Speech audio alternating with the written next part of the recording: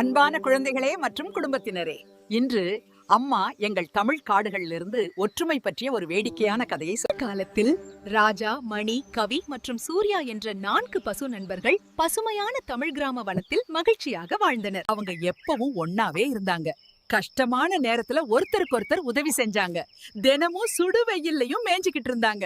நாள் ஒரு புத்திசாலி புலி உயரமான பனை மரங்களிலிருந்து அவர்களை கண்டது.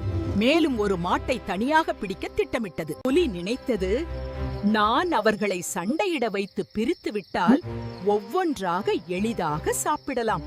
அவன் ராஜாவிடம் பொய் சொன்னான். நண்பர்கள் தவறாக பேசினார்கள் என்று ராஜாவை சந்தேகப்பட வைத்து மற்றவர்களுடன் சண்டையிட ஆரம்பித்தான். விரைவில் எல்லா மாடுகளும் புல்திட்டுகள் போன்ற முட்டாள்தனமான விஷயங்களுக்காக சண்டையிட்டன.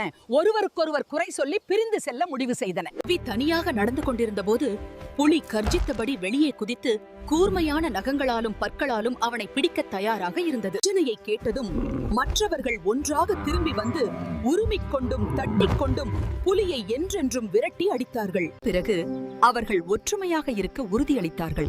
ஒன்றாக இருந்தால் எந்த பெரிய ஆபத்தையும் எதிர்கொண்டு வெற்றி பெற முடியும் என்று தெரிந்து அவர்கள் அனைவரும் கிராமத்தில் மகிழ்ச்சியாக வாழ்ந்தார்கள். உங்களுக்கு ஒரு முத்தம் மற்றும் விடை பெறுகிறேன்.